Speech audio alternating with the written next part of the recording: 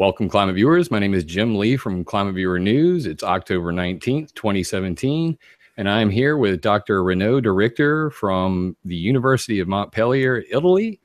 And we're going to talk today about solar towers, greenhouse gas emissions, and how to trap them, and a little bit about solar radiation management versus Earth radiation management.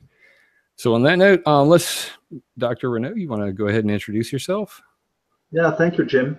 So just a small correction, it's in France, not in Italy. Oh, that's me going back to our conversation about Olivier in the French comment. Yeah. Sorry, conflating the two. Continue, please. No problem. So I'm a chemical engineer. I got a PhD in 1989. I am 56 years old, and I first specialized in analytical chemistry and work for quality control of products in analytical chemistry for 20 years. And I started being interested in solar chimneys and in other power plants which are unusual. In 2008, I wrote a book on this in 2010, only in French, sorry. And I started working with the University of Montpellier in 2010.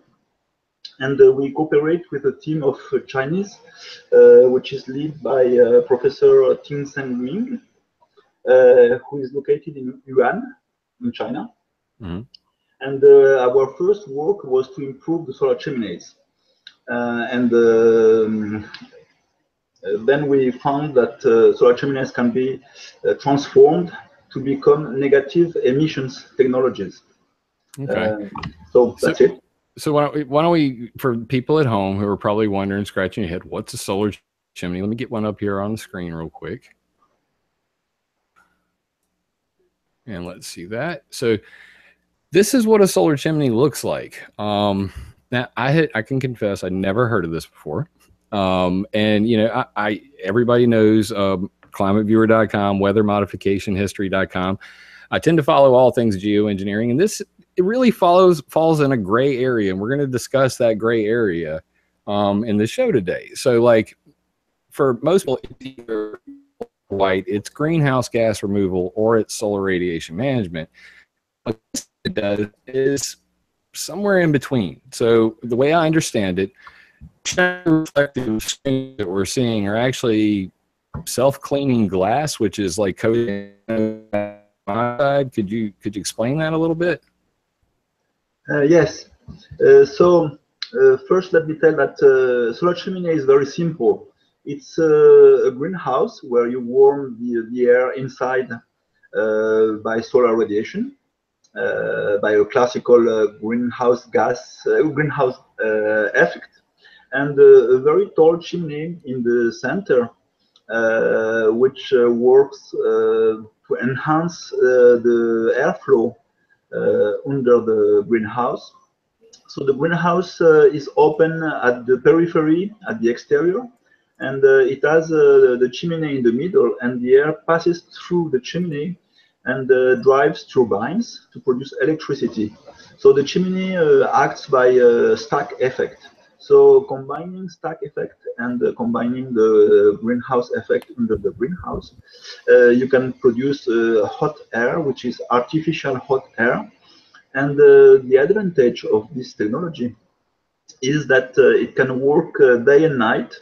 So it's not competitor of photovoltaics or competitor of wind energy.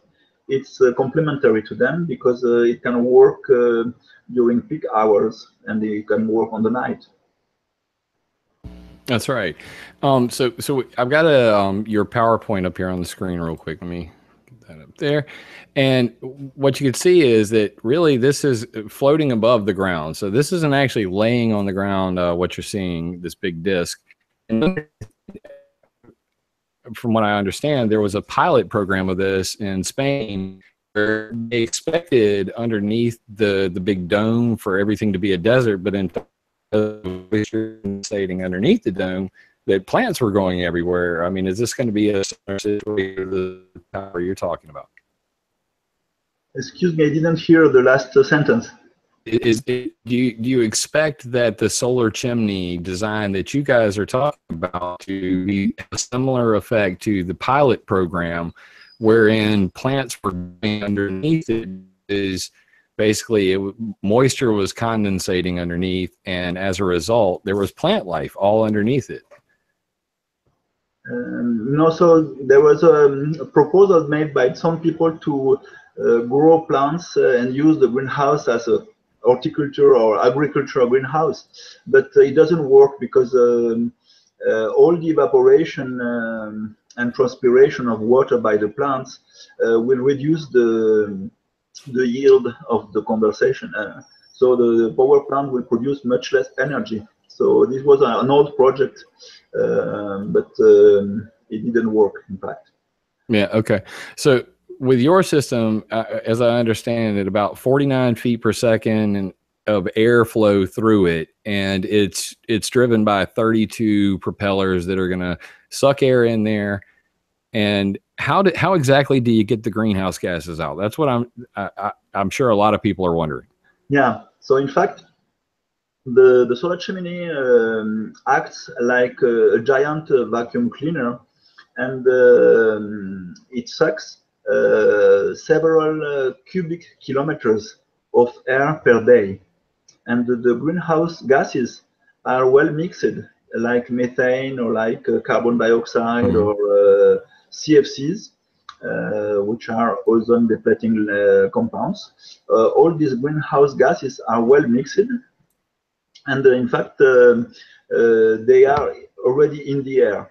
So when the air penetrates inside the solar chimney, it enters in contact with the ground and also with the greenhouse, the canopy of the greenhouse. And we can put there some chemicals that are catalysts, and these catalysts are activated by the sunlight, so we call them photocatalysts. Photocatalysts are able to destroy methane and to destroy nitrous oxide, transforming them, for instance, nitrous oxide, which is 300 times more powerful than carbon dioxide as a global warming potential. Nitrous oxide can be destroyed in oxygen and in nitrogen. So it's a very easy method because the photocatalysts it uses the light, the sunlight, to destroy these gases, and these gases are the greenhouse gases, and these gases don't need to be stored. They just are part of the atmosphere. Okay, so so this isn't like a package like with most of the CO2. Most people aren't familiar with this, but CO2 sequestration usually involves capture. That's one of the big things that most people miss is the capture part. And when you capture, you're actually having to put that somewhere now. And I've actually seen pilot plants where they're pumping it into the ground at such a rate that the ground is literally swelling up. Have you seen these?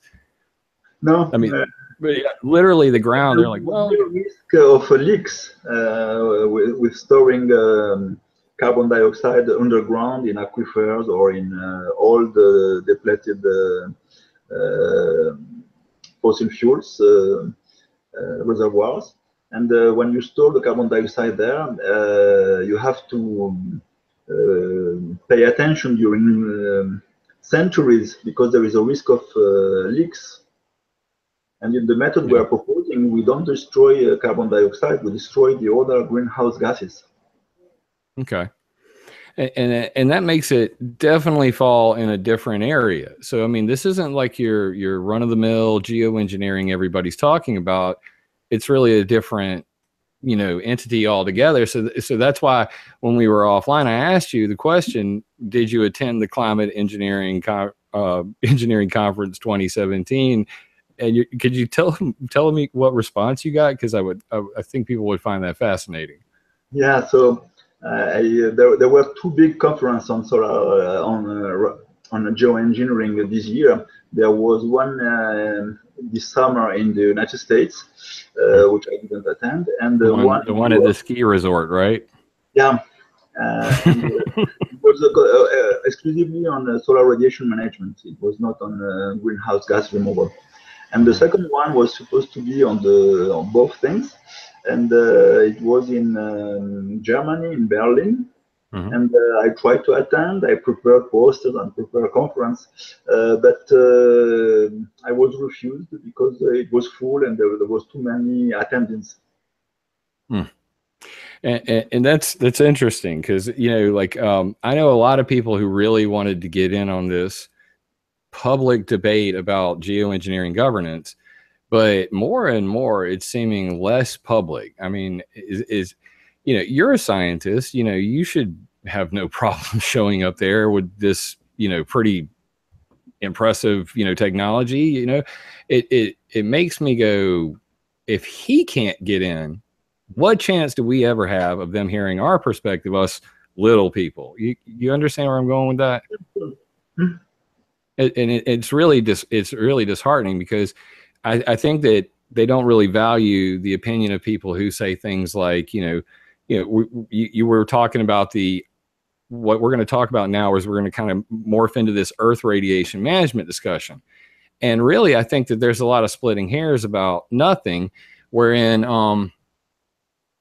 you know, the same guys who are out there going to these conferences, going to the ski resort, going to the climate engineering conference in 2017, they all, they just have a different, you know, I don't know. I don't want to be tacky about it. They don't really have an interest in public opinion on this, is where most of us are.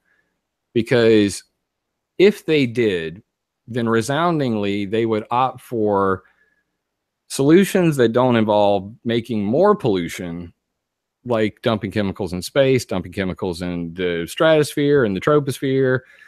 Everything's more chemicals. And here comes a guy like you who has a solution that really doesn't involve dumping a lot of chemicals or changing the weather, and you're not even allowed to attend. So for us little people, you know, I think the resounding, you know, problem we have with this whole geoengineering climate change debate is that we're not in it.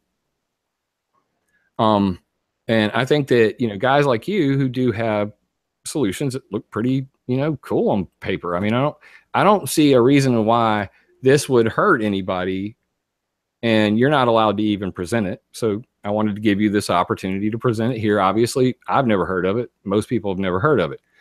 But this Earth radiation management thing that you brought up, I had never heard that term before. Could you basically, for the audience, explain the difference between solar radiation management and Earth radiation management? Yes, thank you. And I really appreciate the opportunity that you give to me to explain those things and to present those work. In fact, I can take a comparison like with an illness. If you get a flu, you can try to cure the disease, or you can try only to relieve the symptoms. Yeah. And the Earth is warming because we put too much greenhouse gases inside. And the problem is about infrared. The infrared stays trapped inside the Earth instead of being evacuated to the outer space. And what is proposed by the most of the techniques of geoengineering and the ones you say about dumping chemicals in the stratosphere, is solar radiation management. This is not curing the problem of greenhouse gases. This is just relieving the symptoms by more chemicals and preventing the sunlight to penetrate in the Earth, either by reflecting it on the ground at the surface level, or reflecting it over the oceans, or reflecting it over the clouds. And one of the most discussed ideas is to produce a kind of artificial volcano to put sulfates or other types of aerosols in the stratosphere in order to produce millions of reflecting small mirrors. Those are the aerosols act as small mirrors, and they will reflect the sunlight. But this will not prevent the greenhouse gases to accumulate. It will only cool the earth. That's why I say that it's not curing the disease. It's just relieving the symptoms. And I fully agree with that statement. So what we're talking about here is pretty important to guys, you know, who've been following me for quite some time. I've really focused on cirrus clouds. And I think that the Cirrus Cloud is probably the most poorly understood cloud around. But the consensus, as far as I understand it, is this. Here, just one second. Let me get this thing over here. That basically, in 2001, when they had the flight groundings, the result of the 2001 bombing of the trade towers, they grounded all flights, and Patrick Menace wrote a paper, and he basically said the diurnal temperature range of the United States changed significantly. That, you know, the difference between the daytime temperature and the nighttime temperature was greater on a day where there were no cirrus clouds. So when they had that aha moment in 2001, of course, many scientists came along and said, these numbers have to be crazy. And then in 2008, it happened again. And in 2008, the Icelandic volcano, which I will not attempt to pronounce because nobody on the planet can, when it went off, they grounded flights over the UK. And as a result, there was an E3 AWACS doing circles over the UK, and it created the Cirrus Cloud by itself. And the quote goes from your buddy Olivier Bouchet, correct? Olivier Bouchet? Bouchet. Okay. That guy said that contrail cirrus could have as much as 5,000 times the radiative forcing of all of the CO2 emitted by all of aviation since the start of flight. So the question, I mean, and I know that you don't have, you said that you don't have an extreme climate science background, but regardless, the question that I ask is, if CO2, if cirrus clouds have more radiative forcing than 5,000 times all of the CO2 ever came out of an airplane, why are we talking about CO2? Yeah, I mean, in fact, the water vapor is a greenhouse gas, and is the first greenhouse gas.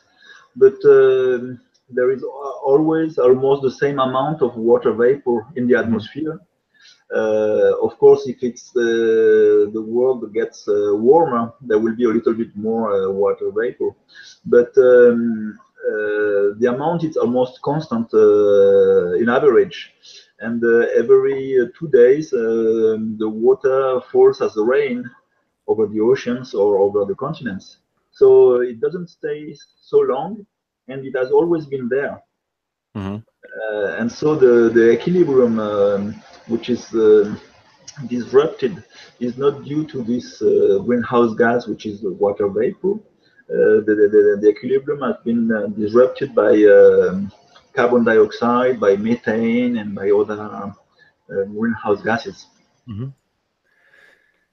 So the water vapor thing, yeah, that's an interesting one, because the American Chemical Society, ACS.org, I think it is, they said the same thing. It's not CO2, it's water vapor, stupid. So like everybody's arguing about what it is. And, you know, and we're not going to make this show about CO2 versus, because God, we'll probably both get called deniers and run out of town. But the Cirrus Cloud situation with this, as it relates to Earth radiation management, I think is really at the heart of all of this. So I went and I spoke back in 2015 at an EPA hearing on flight pollution. And what I said to them was, you know, that, hey, you know, if we're here to regulate greenhouse gases coming out of airplanes, while you're at it, why don't you regulate cloud production? And you know, there really wasn't a lot of interest. I actually went up to a Sierra Club guy, Okay, this is one of these big NGOs that's into climate change. And I said to him, I said, hey, man, what do you think about the Cirrus Cloud thing? And he said, what? I said, the Cirrus Cloud problem, the contrail conundrum. And he says, oh, that's pure poppycock. Now, I understand I'm a layperson, but I've interviewed enough scientists at this point to realize that the Cirrus Clouds are the problem. And, you know, Ken Caldera has now come around. They have this new thing. I don't know if you heard about the cocktail geoengineering. Have you heard that? I mean, so at the end of the day, 2012, I'm busting Ken Caldera's cojones about Cirrus Clouds and circumventing international laws on weather modification to call it geoengineering. Because in effect, if you're going to dump chemicals in the sky and you know it's going to affect rainfall worldwide, that is weather modification. I don't care what you call it. And of course they would retort, well, weather is not climate, right? Right. So in this situation, we have people who are going, well, weather's not climate. This is all geoengineering. SRM is the predominant idea because it's cheap. We can do it quickly. We can do it on a worldwide basis, and really there's nothing anybody can do about it. One actor could do it. And I don't think they're really dealing with, you know, this Cirrus Cloud issue even in that. And, you know, what you're talking about with Earth radiation management seems to encompass the real problem. It's the heat balance as it pertains to being trapped by clouds, correct? Yes. And what do you see as a solution for that? I mean, the Cirrus Cloud issue. Do you know of any solutions that seem even feasible that are being discussed? So I don't know what are the methods they have proposed to remove them. There is two big teams working on this. One of them is Mitchell. The other one it's from Scandinavian countries. I don't remember their names, but I don't know how they propose to remove them. But effectively, if you remove Cirrus Clouds or if you reduce them, more heat emitted by the Earth will leave the Earth to the space, and you will have a cooling.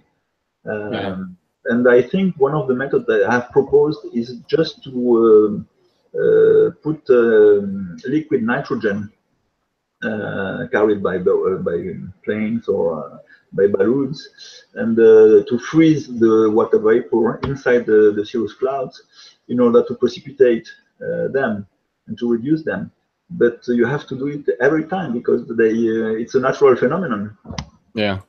Yeah, and you'd brought up water vapor. I wanted to point this one out to you. Maybe you'd find this fascinating, but there was a paper in 1966, and it's by the Committee on Atmospheric Sciences from the National Research Council. You know them. And the report was called Weather and Climate Modification Problems and Prospects. And in it, they said that supersonic transports could double the concentration of water vapor naturally present, and that assuming fixed relative humidity, Manabe finds that the 5-fold increase in stratospheric water vapor would raise the temperature of Earth's surface by 1.6 degrees Celsius. So this was predicted back in 1966 before we had, 110,000 flights per day. And, the thing that fascinates me is that on the one hand, you've had the oil industry and scientists behind them who have said for 100 years, we want to, drill the Arctic. We're going to drill the Arctic, right? And they've said we would love to melt the poles. I've got 100 years of history on this on weathermodificationhistory.com. Let's tilt the axis of the planet Jules Verne. Let's shoot a rocket to, flip the planet on its side. It'll melt the poles. Let's reroute the Kuryoshi current up there to melt the end of the iceberg menace. All this stuff. So at some point it flipped from let's melt the poles to let's save the poles. But in my personal opinion, the people who have the agenda to melt the poles, they still have that agenda. I mean, the oil industry wants to get up there now. There's something called the new Cold War going on right now, and it's between Russia and America over drilling rights in the Arctic, and it's very ugly. So while world leaders are meeting to talk about saving the Arctic, we are also in a war for Arctic oil. And I find that, alone to be fascinating. But back to the question, if they knew that water vapor from planes could reduce, raise the temperature of the planet by 1.6 degrees Celsius, and the same papers, let me go back to this real quick because this is fascinating. Cloud blanket, these are the newest papers coming out. Cloud blanket warms up melting ice cap. Greenland ice sheet melts more when it's cloudy. Clouds enhance Greenland ice sheet when melt water. Yeah, the point is, they know now. I mean, they know what's melting the poles. They know that cirrus clouds do matter. It's part of what you're talking about with the Earth radiation management here. I don't know why the elephant in the room isn't like just specifically discussed that who is making these cirrus clouds.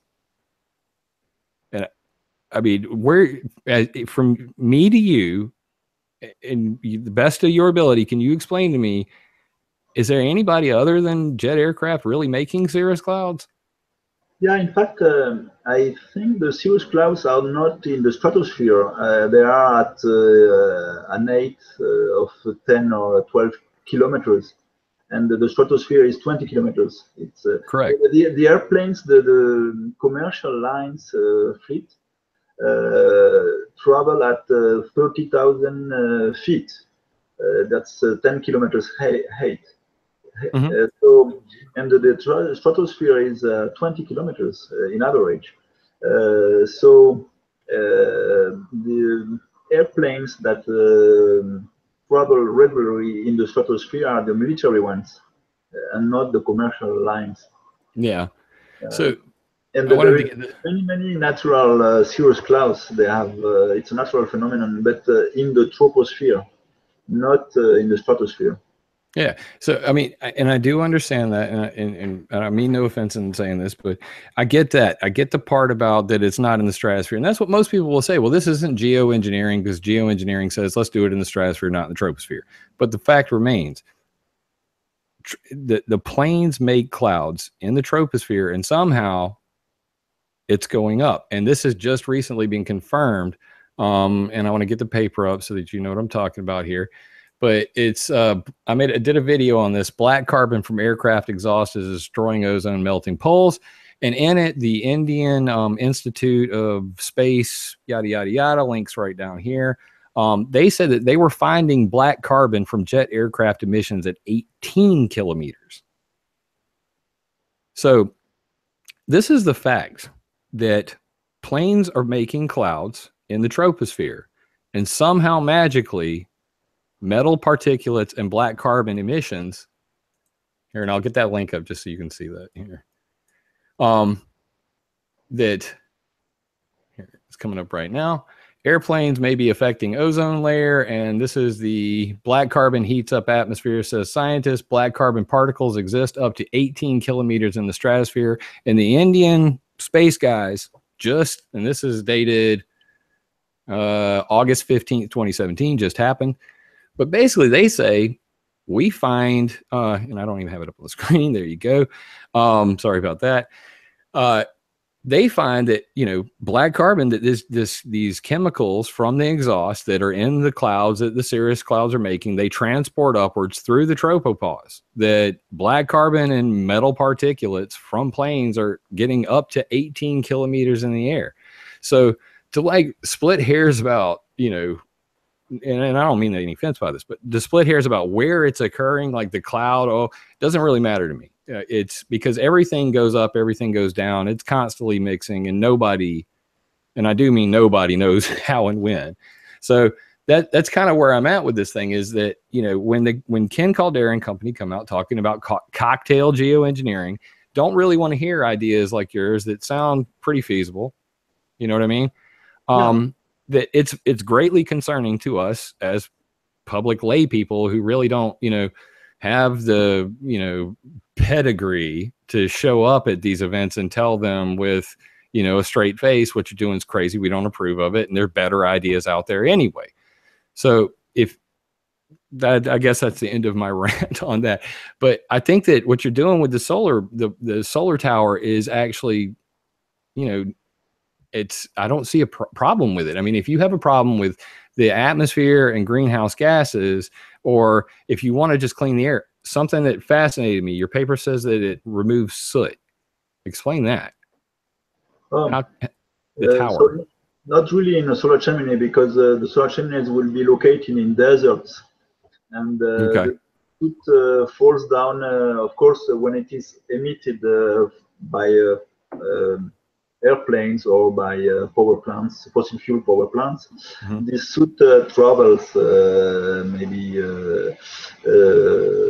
only 100 kilometers, but maybe 2,000 kilometers. Yeah. And soot, finally, some of this soot will go to the stratosphere, because there is there is transport. There's a lot of wind and thermals going up and down. But in deserts, you have one of the purest airs in the earth, because you have no industry. And makes sense. So just natural aerosols, right? Photocatalysts work to remove soot, for instance, in the cities. You have probably heard about this thing, which is called self-cleaning glasses for the skyscrapers. Yeah, the self-cleaning glass. Yeah, that's. So this works exactly the same. It's a photocatalyst on the glass, and when the oily pollution from the cars and the traffic in the city deposits on the glass, of course, at your home it makes dirt, but when you have this type of glasses, the light, the sunlight, will help the photocatalyst to destroy the soot and to destroy this oily deposit. So and I'm cool with that. I mean, I don't have a problem with you cleaning up the air. I think most people would not have a problem with you cleaning up the air. So it's fascinating stuff. What I'd like to do is, at the very least, maybe put that PowerPoint that you gave me. It's a great PowerPoint. I would go through it in detail, but Lord knows we would be here much longer, and I'd probably bore some people to tears. But I'm fascinated by all of the technical aspects of it. I think that the chimney idea is pretty good. I'm not going to say that I'm endorsing you, because Lord knows we'd be getting into a fight immediately. But my main thing is that, I'm a Dr. Seuss fan. I believe in the Lorax, and I can't understand for the life of me why there isn't more of a focus on just planting real trees instead of creating artificial trees. And from what I understand, and I saw a paper, this made me almost want to cry. A guy literally wrote a paper who said there's no point in even planting trees because they're not very good at sequestering CO2, and it would take 150,000 years to catch up with yada. That kind of ideology wrapped up with a bunch of, so rich people, also with the scientists I worked with, we think that too many solutions are on Earth, on the continents, and already the oceans capture a lot of carbon dioxide, and they produce nearly 70% of the oxygen. That's right.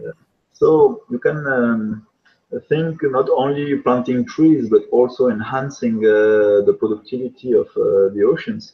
And in some regions, they miss the oceans have not enough nutrients, like iron. In other regions, they have too much nitrogen, and that creates dead zones, because that's right, eutrophication, which remove the oxygen, and if you don't have oxygen, you don't have any more phytoplankton, you don't have small fish, and you don't have big fish.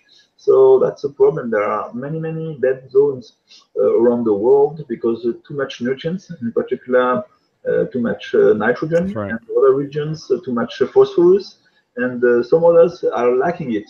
And many solutions can come from the oceans to sequester carbon.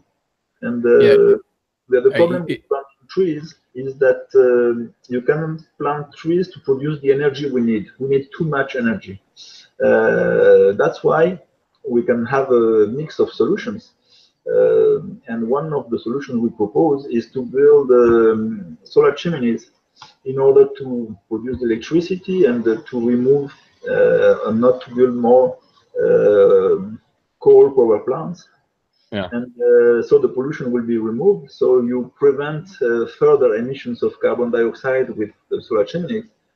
And the solar chimneys can destroy the greenhouse gas methane, which is produced by livestock and animals and the rice paddies and from agriculture.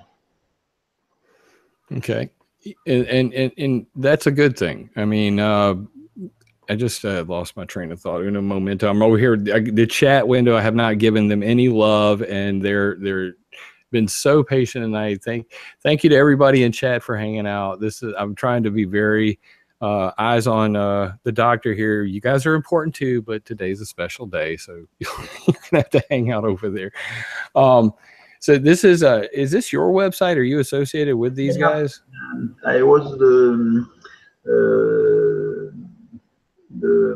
web manager from this, and unfortunately no more things since 3 years now. Okay, well, I want everybody to check that out. It's solar-tower.org.uk. He does have all of his papers linked up on there. You can click on this climate engineering page right here, and there's a bunch of links to read right there, so you guys can follow along at home. I will be putting these links in the details. So yeah, I think that this is a pretty good idea. I don't really have any major issues with it. I find it fascinating that that even at the climate engineering conference, good ideas like this don't really get in there, and more people want to focus on all this other stuff. Do you have any other things that you want to bring up that maybe I hadn't considered? Is there anything that you'd really like to say to anybody? Just about the trees, in fact, there is a limitation of nutrients. You know that agriculture needs potassium, nitrogen, phosphorus, and water. And you cannot really do forests in Sahara because you need the clear water to provide to the trees, and we don't produce enough phosphorus to do that. So there is a limitation on nutrients. Well, I'm pretty sure that on a case by case basis, you probably shouldn't try to put forests where they weren't before. Yeah, but right. I have a dream that my daughter will grow up in a world where everything looks like an Ewok village, and there are very large trees, and we happen to figure out how to live in between them. I'm a Native American. I've got Apache, Choctaw, and Cherokee Indian in me, and my people long time ago were here, long time affected, and lived with the climate, lived with the land. I hope that we can get to that point where we can reforest this planet. Because I don't think people really understand, like at all what's going on with the climate. And I'll leave with this tree idea. You're familiar with Jasper Kirkby, correct? Yes. From CERN and the Cloud Project, right? Mm-hmm. And what he basically... I'm familiar, but I know that plan. Yeah, okay. So Jasper Kirkby basically found out that just recently that the prehistoric past was much cloudier than they assumed in almost every climate model on the planet, because they had not accounted properly for cloud formation from trees. And what they did was, in a cloud chamber, they took a coniferous plant and some aerosols and water vapor and galactic cosmic rays and made a cloud droplet and said, oh my God, we didn't even need sulfuric acid to make that cloud. We have to adjust every computer model on the planet. So if trees were making all these clouds that they didn't even know about till last year, I don't think people really understand anything about the climate. It's just, and I understand that, science has come a long way. We understand much more than we ever have in the past, and we're going to get down to the finite detail where we know where every single individual nanoparticle is floating and where it'll be on Tuesday. But it was like 70% of operational flights in Iraq by the U.S. military were canceled because they couldn't predict the weather 6 hours out. So my concern is that when people make statements like we shouldn't even bother growing trees because in a distant future, it won't even matter anyway, because this computer model said so. I say we should at least try to put them back where they were. We had climate change in America in 1930s. It was called the Dust Bowl. And that's the worst climate change anybody in America has ever seen. It's all documented. Go watch the Ken Burns documentary on it. It's great. And what did we do to solve that climate change problem where we were having dust walls blowing everything away? We planted the trees. We planted 220 million trees in something called the Great Plains Shelter Belt. And we fixed climate change in America in less than a century by planting trees. So that's my Lorax sales pitch for the day. I believe that most of these climate scientists, they didn't even know that the trees were making as many clouds as they were.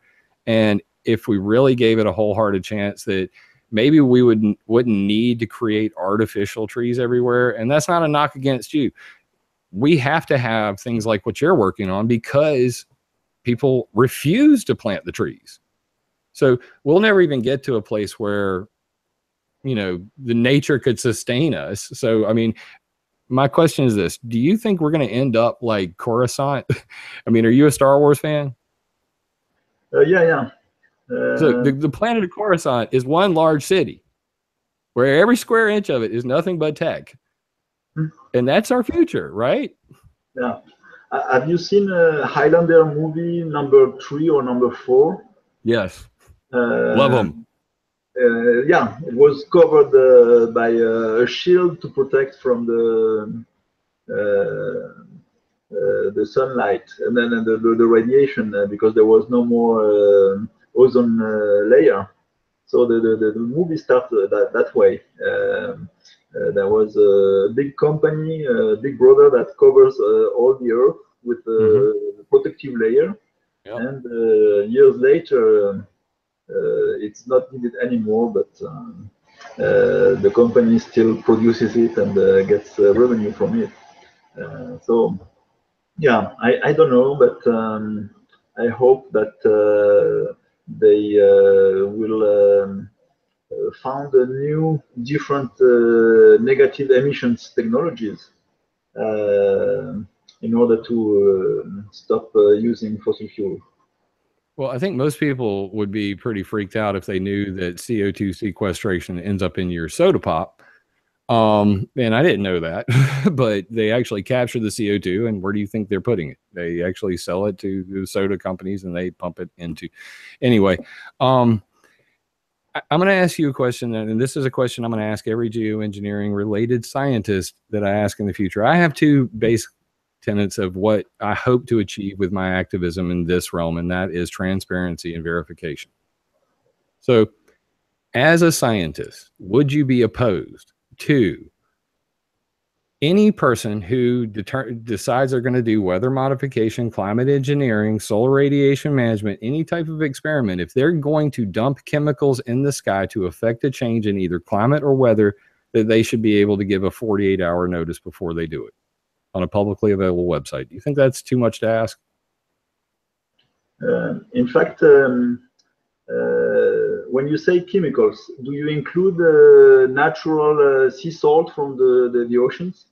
Yes. Whenever you're talking about Stephen Salter and John Latham's Silver Lining Project boats, the Marine Cloud Brightening Project, if you're going to put an array of robots across an ocean who are autonomously driven to spray sea salt into clouds to affect cloud albedo, that will affect weather, that will affect climate. We should know when they're doing it so that not only if somebody's harmed, we can prove it in a court of law, but so that the climate scientists themselves can go, hey, somebody's modifying the climate over here. Maybe we should account for that in our statistical anomalies. So in fact, I am really opposed to stratospheric experiments and chemicals, non-natural ones, in the stratosphere. And but then when you plant too many trees, you are doing geoengineering because you want to stop global warming. So I'm not opposed to try to solve the problem of greenhouse gases and to replace the fossil fuel power plants by other type of renewables. And I am not opposed to cure the problem and the illness of global warming, but I am really opposed to just solutions to win time that are just to hide the It's a band-aid. It's a band-aid for the solution.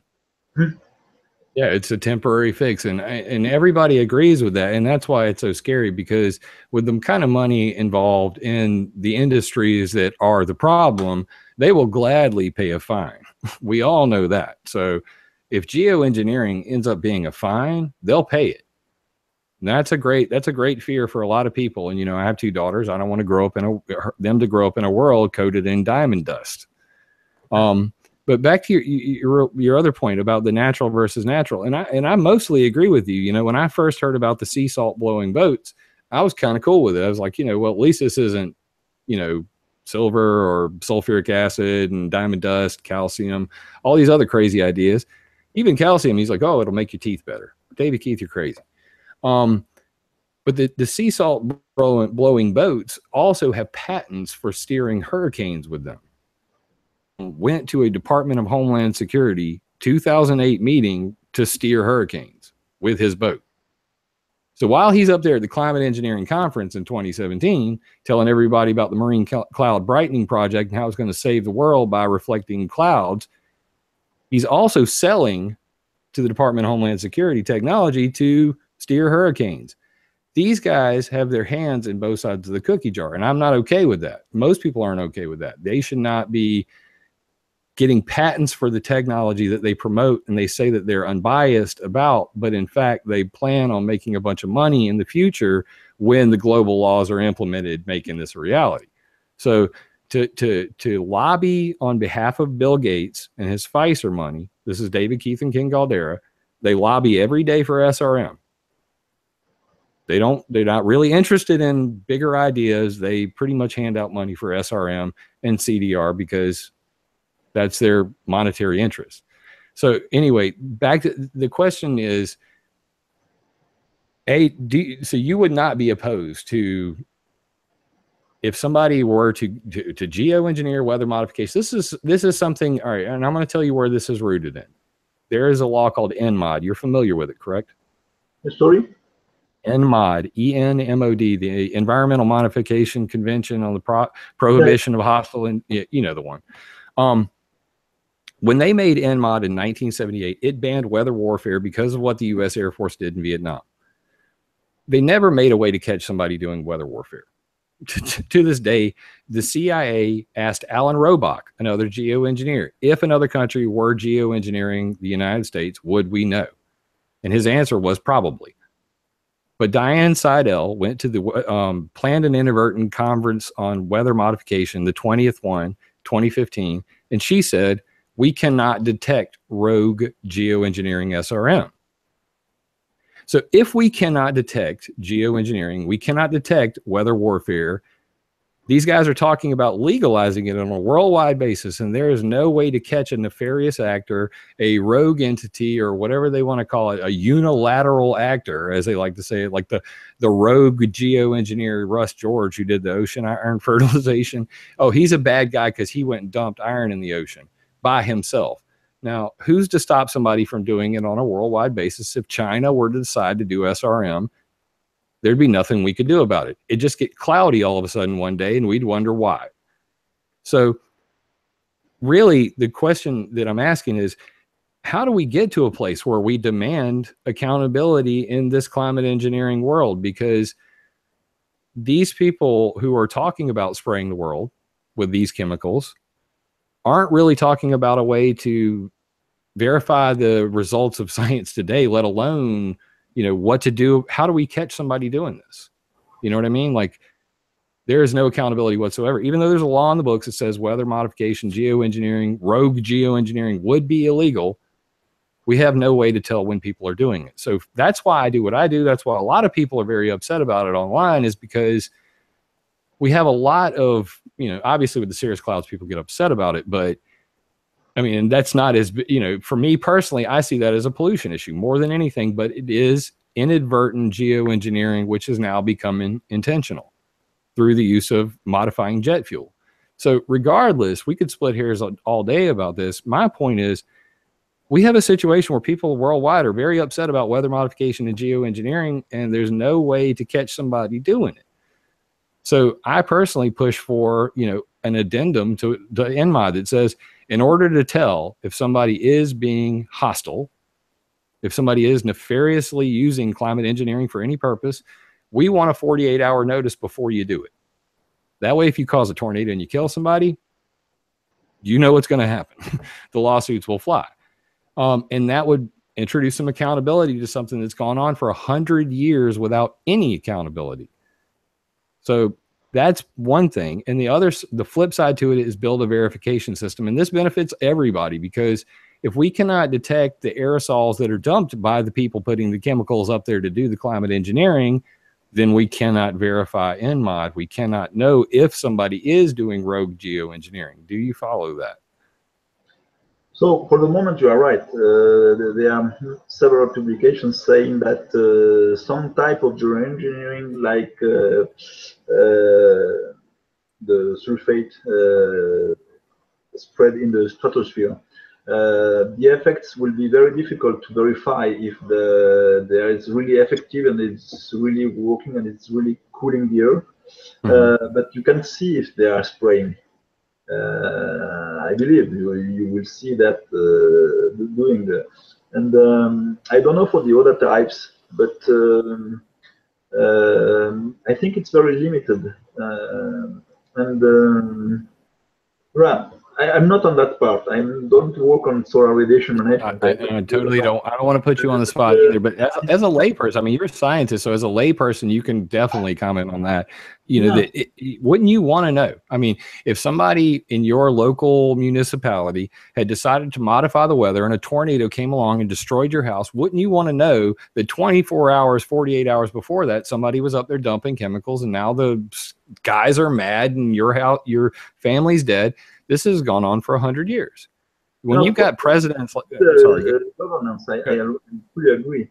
But for the moment, for instance, research on biochar, I don't know how you pronounce it. Yeah, biochar. I've never been able to pronounce it right. Who knows? So, if I'm doing this at very little scale in my garden, it's not geoengineering.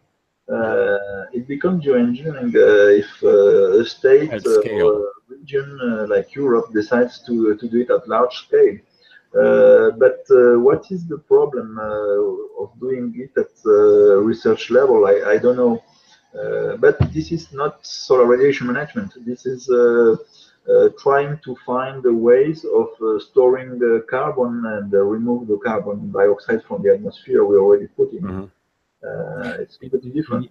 But that wouldn't fall under purview. Governance, we need ethics. I fully agree. I don't know about the militarization of those things, because the technologies I promote are renewable energy power plants, and they cannot be weaponized. Yeah, definitely. And the vortex engine thing that I had looked at earlier, I have seen, you know, obviously there are people who talk about steering tornadoes all the time. This don't make that. So I did read up on that. And I mean, initially when I looked at your technology and I saw the vortex engine in there, I've actually read a military paper about that vortex engine. So I'm not going to like break your, you know, it's a different thing entirely. I did look at the way your, you know, system, obviously 49 feet per second is not going to make a tornado. So, not an issue, but yeah. So for me, and that's the point I try to make to everybody is, you know, would you be opposed to a, you know, public notification and a verification system? I mean, that's it. It's a two-part solution. Yeah, I'm not opposed at all. We need. I think we need it, because at the end of the day, if you're going to model the environment and you're going to say, this is what's going on, and you don't account for a third party manipulating your environment. I mean, I'm sorry, I'm not a scientist, okay? Maybe I'm stupid, but if you set up a lab experiment and you expected a result, and then I came in and stuck my finger in the jar, just did this, You know, I just put all my sweat into the thing, and oh, we have a statistical anomaly we cannot explain. Well, it didn't rain today because somebody modified the weather yesterday. This seems like a no-brainer to me. You know, we cannot have billions of dollars spent on cloud seeding operations where they say to the people they sell it to, we're going to make rain or we're not going to make rain. And then suddenly the weather's changed. We have hail the size of a basketball. You know, this stuff has gotten to a point where people at an increasingly fast rate are understanding who the problem is. And for me personally, it's the airline industry creating Cirrus Cloud. That's a big climate change no-no. And the people who modify the weather. So the people who modify the weather are all meeting in Berlin this week, talking about how they're going to alter rainfall on a worldwide basis. And I think that, you know, if you're concerned about climate change and CO2 and greenhouse gases, the best way to deal with that is what you're talking about. And maybe the reason why I was refused at this conference, because I am talking about greenhouse gas removal. Exactly. That no, you're part of the problem. Don't you understand that? We don't want to solve the problem here. And I found that remarkable, to say the least. Well, Dr. Renaud, I really appreciate you coming on here, man. I think that, you know, this was very informative for me, and a lot of other people. And I'm going to look more into this Earth radiation management terminology, because of course that was new to me. I'd never heard that before. But yeah, I think that it's fascinating that, you know, it seems like, you know, at least I've been doing this for 5-6 years now. We're finally getting to a point where people are starting to recognize the real problems. And I'm not just focusing on CO2 as like the ultimate boogeyman of all, that, you know, it's a totality of all of this. I mean, from erosion, from monoculture crops that are massive, you know, you got corn crop the size of Nebraska, that's going to cause a lot of climate change too, brother, man. So I think that, you know, I'm seeing more of an open discussion about that. And I'm also seeing that the people in the climate science, you know, realm are really kind of fighting back. I mean, like, if you don't just toe the line 100%, it's all this or this, like, you're out. You know what I mean? Like, or if you don't follow their prescribed methods for solution. So that's kind of scary to, you know, people like me. And I appreciate you having this frank discussion with us about your technology. And I didn't even have to break your present it. All right. Well, I appreciate that, guys. And everybody in chat, sorry I kind of disregarded you. I've got the camera on here. It's been a while since I've even turned the camera on. But, you know, this was a great conversation. I hope that everybody will look into the solar tower. It seems like a pretty realistic idea to me. I'm going to put all the links in the details. Please share that around and share this video, because, you know, unless someone like you cares a whole awful lot, nothing's going to get better. It's not.